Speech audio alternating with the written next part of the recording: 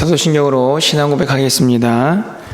전능하사 천지를 만드신 하나님 아버지를 내가 믿사오며 그 외아들 우리 주 예수 그리스도를 믿사오니 이는 성령으로 잉태하사 동정녀 마리아에게 나시고 본디오 필라도에게 고난을 받으사 십자가에 못 박혀 죽으시고 장사한 지 사흘 만에 죽은 자 가운데서 다시 살아나시며 하늘에 오르사 전능하신 하나님 우편에 앉아 계시다가 저리로서 산 자와 죽은 자를 심판하러 오시리라. 성령을 믿사오며 거룩한 공예와 성도가 서로 교통하는 것과 죄를 사하여 주시는 것과 몸이 다시 사는 것과 영원히 사는 것을 믿사옵나이다. 아멘. 우리 찬송가 453장 찬양드리겠습니다.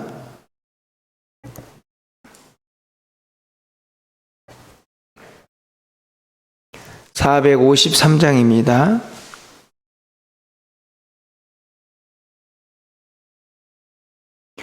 예수도 알기 원하네 크고도 넓은 은혜와 대속해 주신 사랑을 간절히 알기 원하네 내 평생의 소원 내 평생의 소원 대속해 주신 사랑을 간절히 알기 원하네 성령이 스승되셔서 진리를 가르치시고 거룩한 뜻을 깨달아 예수를 알게 하소서 내 평생의 소원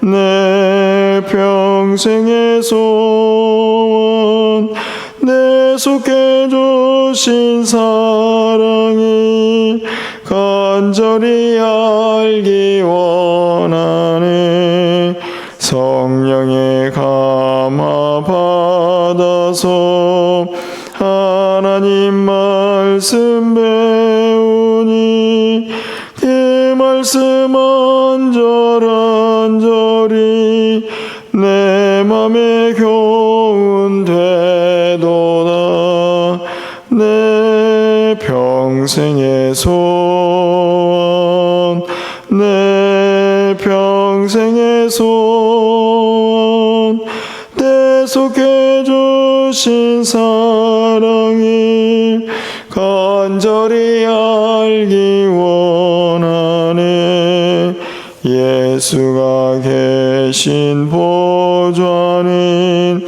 영광에 둘려 있도다 평화의 왕이 오시니 그 나라 왕성하도다 내 평생의 소원 내 평생의 소원 대속해 주신 사랑이 간절히 알기 원하네. 아멘. 오늘 하나님 말씀은 열왕기상 16장 25절에서 34절 말씀을 교독하겠습니다. 구약성경 544쪽에 있습니다.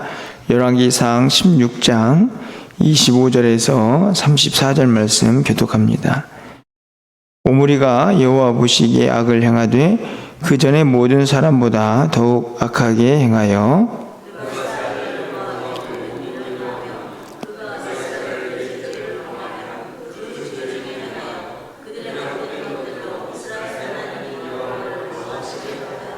오므리가 행한 그 남은 사적과 그가 부린 권세는 이스라엘 왕 역대지략에 기록되지 아니하였느냐?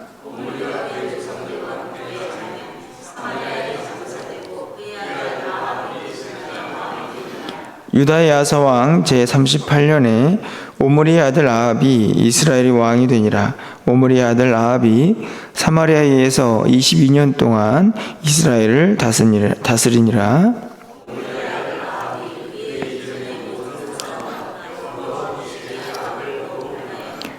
느밧의 아들 여로보암의 죄를 따라 행하는 것을 오히려 가볍게 여기며 시돈 사람의 왕 옅바알의 딸 이세벨을 아내로 삼고 가서 바알을 섬겨 예배하고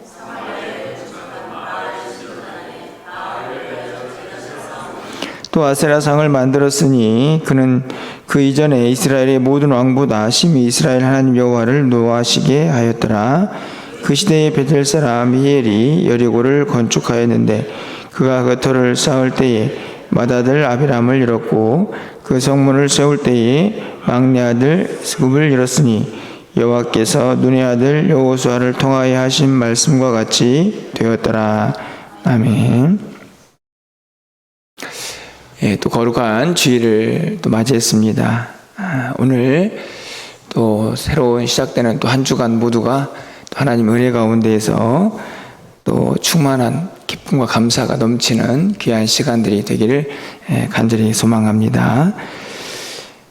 우리가 보통 어떤 일을 하든지 항상 좀 더 나아지고 또 발전되고 이전보다는 조금 더 성장한 모습들을 항상 기대하게 됩니다. 그것은 뭐 한 개인의 신앙도 마찬가지이지만 지난번에도 말씀을 드렸듯이 대를 이어서도 그 모습들이 계속 좀 성장했으면 좋겠다 하는 기대들을 항상 갖게 됩니다. 이스라엘 왕들을 좀 계속 살펴보고 있는데요. 오늘은 이제 북이스라엘 쪽의 왕들을 살펴보는 시간들을 갖게 됩니다.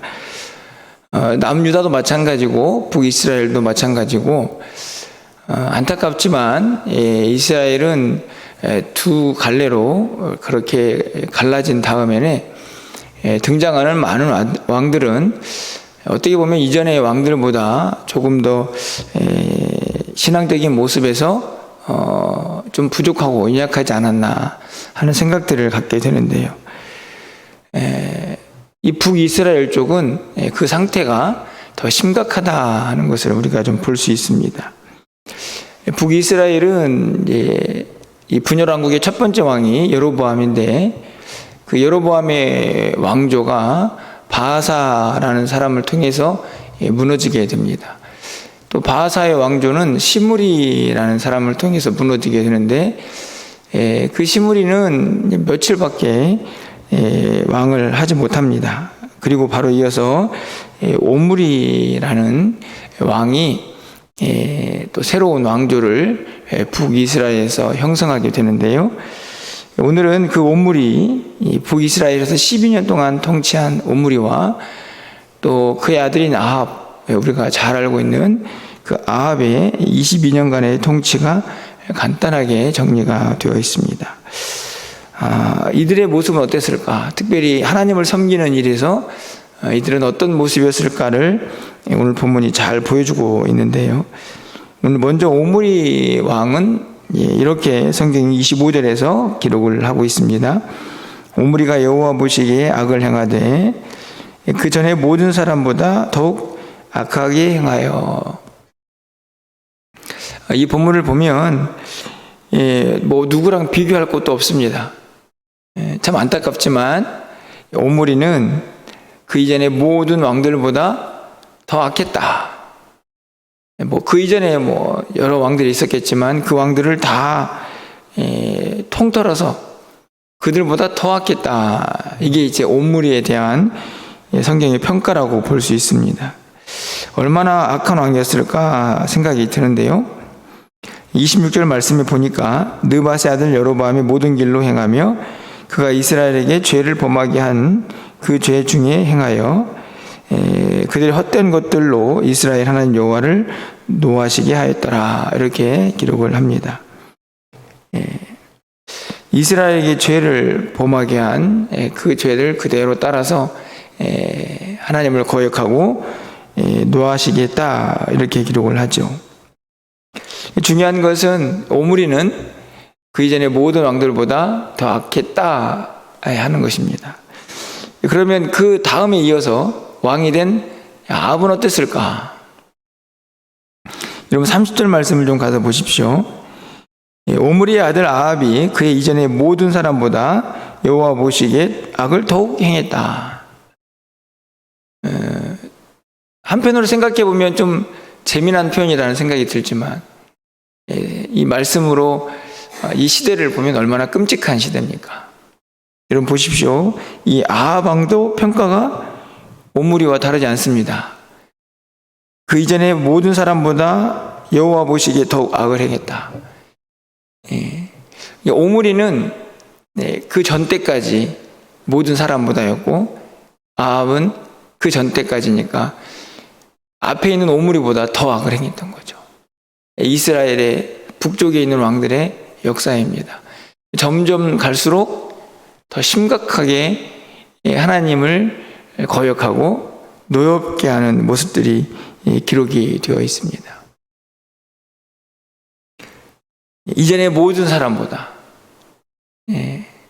더 선을 행하고 하나님을 더 잘 따랐으면 얼마나 좋겠습니까?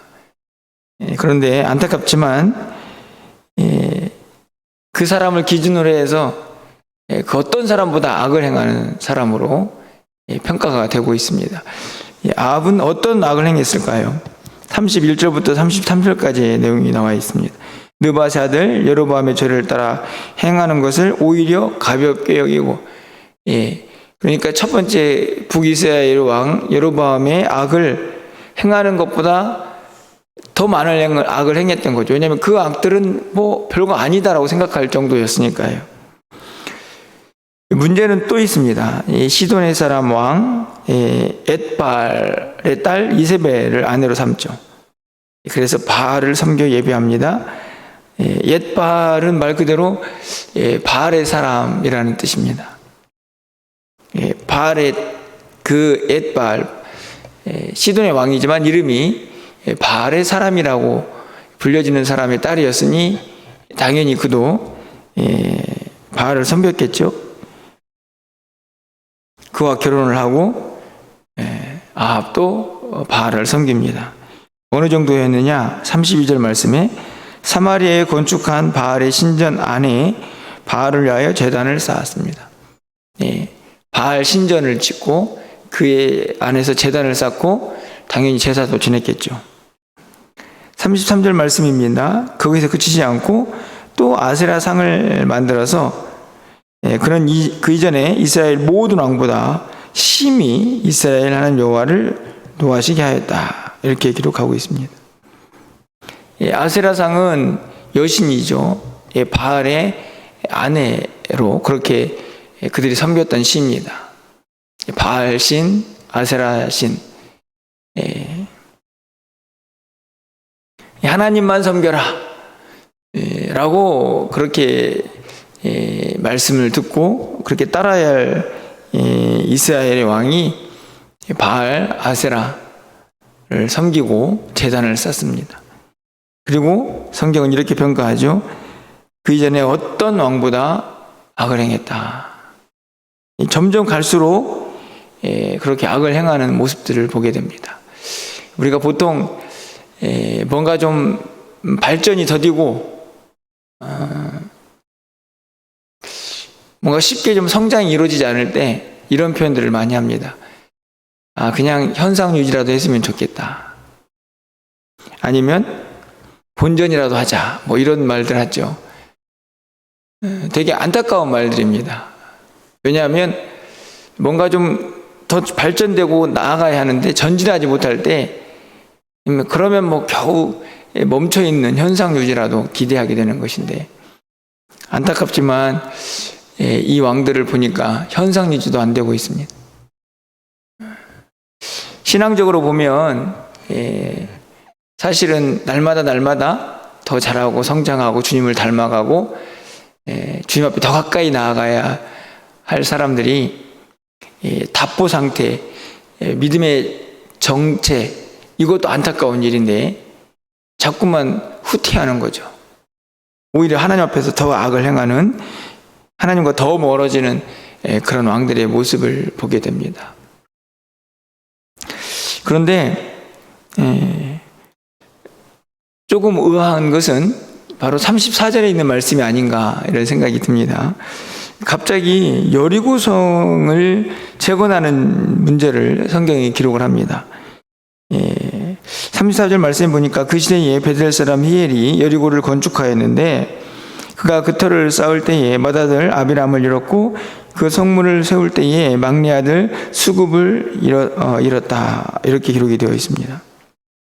그 이유는 여호와께서 눈의 아들 여호수아를 통하여 하신 말씀과 같이 되었기 때문이다. 이렇게 이야기를 하죠.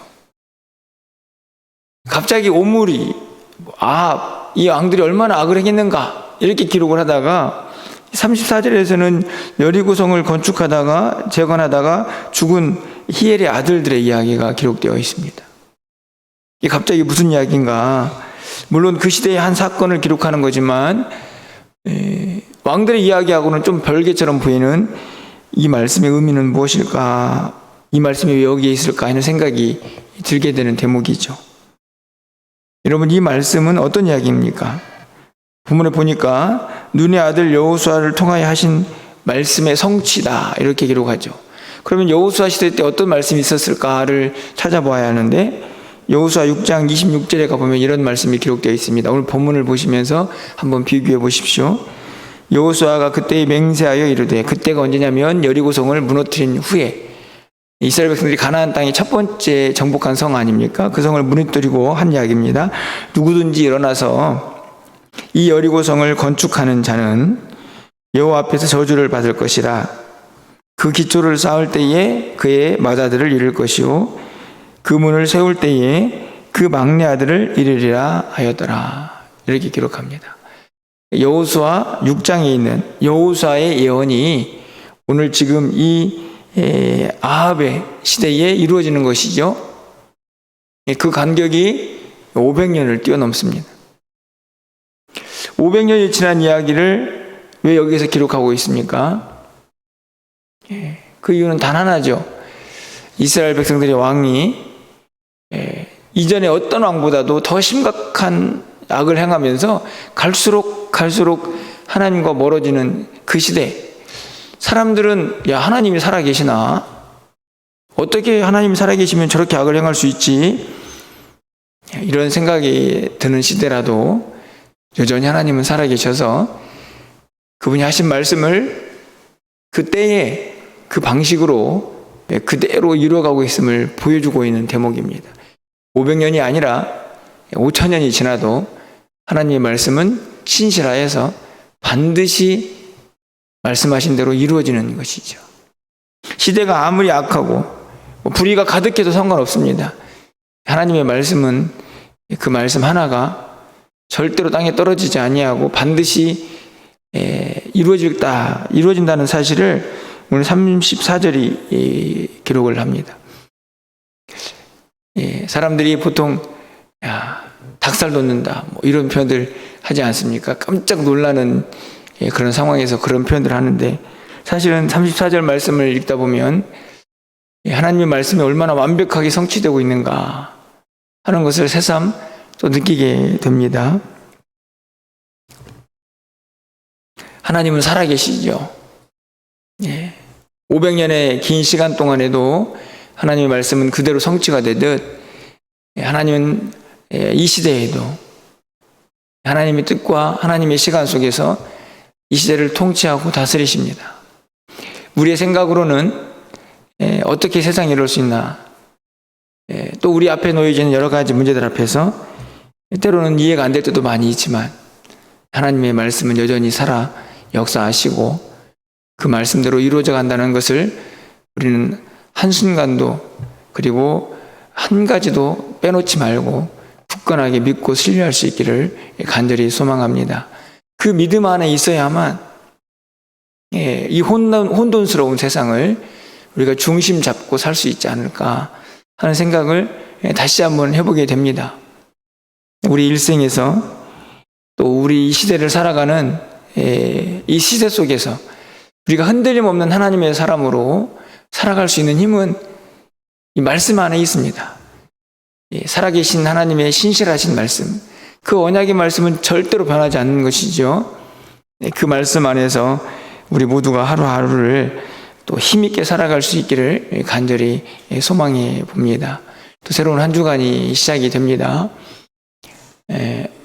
지난주와 별로 차이가 없을 한 주간일 수도 있겠지만 늘 말씀을 드리는 것처럼 이 한 주간은 여러분의 인생에서 한 번도 살아보지 못한 그런 시간일 거라고 확신합니다.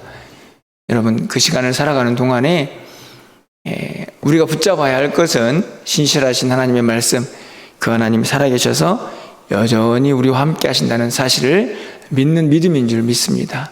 여러분, 그 안에서 또 오늘 하루를 사시고 오늘 하루도 예배하시고 또 이 한 주간도 믿음 안에서 승리하는 우리 모두가 될 수 있기를 주님의 이름으로 간절히 축원합니다. 기도하겠습니다. 사랑의 하나님, 이스라엘 왕들의 모습을 봅니다. 안타깝습니다. 갈수록 더 악을 행하고 이전에 그 어떤 왕들보다 하나님을 멀리했던, 하나님을 노엽게 했던 그 왕들의 모습을 봅니다. 하나님, 우리의 모습은 어떻습니까? 갈수록 신앙이 지나갈수록, 시간이 지나갈수록 우리의 믿음이 더 성장하기를 소망하며 하나님 앞에서 주님 말씀을 붙잡고 날마다 승리하며 살기를 소망하는 우리 모두에게 다시 한번 믿음을 주시고 힘과 능력을 더하여 주셔서 날이 갈수록 우리의 믿음이 더 성장하고 자라갈 수 있도록 주께서 은혜를 더하여 주시옵소서. 하나님은 살아계셔서 우리와 늘 함께 하시고 그 신실하신 말씀은, 그 언약의 말씀은 여전히 변치 않아서 하나님의 때에 분명히 이루어질 줄 믿습니다. 이 세상이 아무리 혼돈스럽고 우리를 힘들게 할지라도, 또 때로는 우리의 이성으로 이해가 되지 않는 일들이 또 우리의 삶에 펼쳐질지라도 그 신실하신 언약의 말씀 붙잡고 살아 역사하시는 하나님과 동행하면서 날마다 승리할 수 있도록 주님 도와주시옵소서. 오늘 한 날 우리가 드린 모든 예배를 주님 기쁘게 받아 주옵소서. 사랑하는 성도들이 이 한 날을 온전히 구별하여 하나님께 영광 돌릴 수 있도록 주님 도와주시옵소서. 또 이 한 주간을 온전히 주님께 의탁합니다. 하나님, 사랑하는 성도들의 출입을 지켜주시고 저들의 모든 삶의 현장과 정황 속에 역사하시사 하나님의 거룩하신 뜻이 온전히 이루어질 수 있도록 주님 도와주시옵소서. 오늘도 우리의 모든 삶과 예배 가운데 하나님 은총을 더해 주시고 하나님의 충만하신 은혜가 차고 넘치는 귀한 시간 되기를 간절히 소망하옵고 우리 주 예수 그리스도의 이름으로 기도합나이다. 아멘.